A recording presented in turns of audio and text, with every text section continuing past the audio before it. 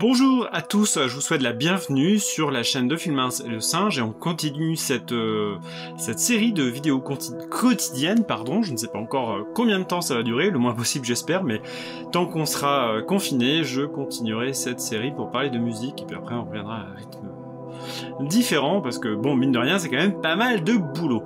Alors on est toujours dans cette série sur musique et surdité. Je commence par une petite précision quand même. Je parle là de surdité partielle, je ne parle pas de surdité totale. Les problématiques sont pas les mêmes et je vous avoue que le monde de la surdité totale, on va dire, et en tout cas la relation avec la musique, c'est quelque chose que je connais beaucoup moins. Donc on va pas en parler. Après ça reste quelque chose qui serait hyper intéressant, ça c'est clair et net, mais je vais pas prendre le risque d'une part parce que je ne le vis pas, mais bon c'est pas la seule raison, je pourrais en parler aussi en donnant la parole aux personnes concernées, mais voilà, justement je connais tellement pas que je préfère éviter de dire des âneries. Je dis déjà suffisamment je pense, même en connaissant les sujets, donc voilà, une fois cette parenthèse fermée, donc aujourd'hui je voulais continuer un peu sur les modes de compensation que je mets en place pour régler ces histoires de surdité au quotidien et dans la musique. Alors, finalement vous allez voir que les stratégies sont assez proches, mais pas tout à fait, il y a des petites nuances. Déjà au quotidien, quand on est partiellement sourd, je vous ai expliqué qu'il y avait la question de la spatialisation, qu'est-ce qui reste? Le regard prend une importance assez énorme, hein, puisqu'il faut être beaucoup plus attentif aux gestes et à ce qu'il se passe. Et ça demande souvent un temps de réflexion, c'est-à-dire que lorsque vous entendez une voix, il faut se dire mais de qui ça peut venir, qui est-ce que c'est? Et pour situer cette voix, il faut vraiment faire fonctionner on va dire la machinerie déductive pour réussir à trouver. Alors ça prend plus ou moins de temps, hein. C'est vraiment de l'ordre de quelques secondes maximum, hein, bien sûr. Après si c'est pas identifiable, on n'y peut pas grand chose. Voilà, et les stratégies consistent tout simplement à se mettre déjà en position, à toujours préparer quand vous êtes en conversation avec quelqu'un, vous vous mettez du bon côté.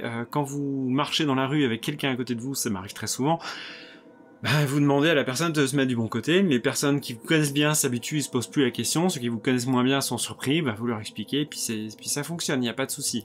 Donc ça m'arrive souvent, et quand vous êtes plusieurs personnes, vous vous placez de telle manière à ce que vous puissiez échanger avec n'importe qui. Ça vous oblige à vous tourner un peu plus. Quand quelqu'un vous parle, si elle est du mauvais côté, vous vous tournez beaucoup et vous lui expliquez. Donc ça c'est les petits modes de compensation. Puis vous demandez de répéter. C'est vrai que l'idéal c'est de ne pas le faire, enfin de demander le moins possible aux gens de répéter, parce que c'est très agaçant quand quelqu'un vous demande de répéter en permanence. Donc il faut aussi tenir compte, c'est pas agréable quand on est malentendant d'admettre ça, mais il faut bien parce que quand on s'en rend pas compte, qu'on s'est pas posé la question, c'est pas une évidence. Après une fois qu'on a expliqué, évidemment ça va de soi, mais donc au contraire, voilà. Et forcément, on vérifie plusieurs fois avant de traverser la route sur un passage piéton, on vérifie plusieurs fois et c'est la vue qui va avoir. Alors déjà en temps normal, la vue est très importante, hein, mais là vous savez aussi que vous allez pouvoir moins compter sur l'audition pour vous signaler un danger. Donc ça demande quand même d'être très très attentif. Et c'est ça qu'on met en place. En ce qui concerne la musique, quand je joue en groupe, pareil, c'est le placement qui va être hyper important. Quand on se met, quand je joue en concert, la question est exactement la même. Maintenant, pour répéter à la maison depuis quelques temps, j'ai commencé à jouer beaucoup plus au casque quand je joue de la flûte. Alors le piano, la question se pose pas, mais je joue beaucoup plus de flûte au casque depuis quelques temps, ce qui me permet de retrouver une partie des sensations que je n'ai pas quand je suis dans une pièce qui manque de résonance.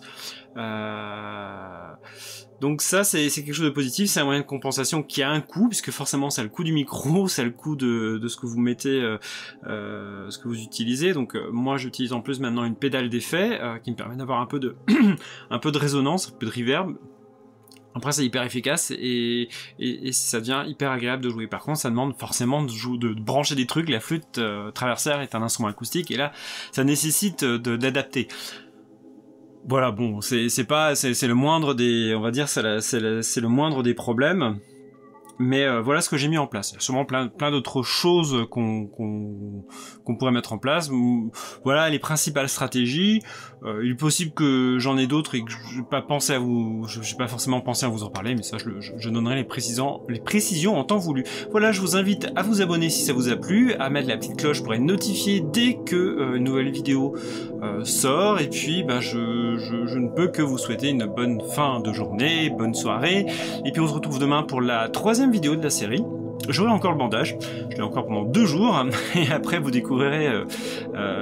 redécouvrirez ma chevelure folle. Voilà, ciao!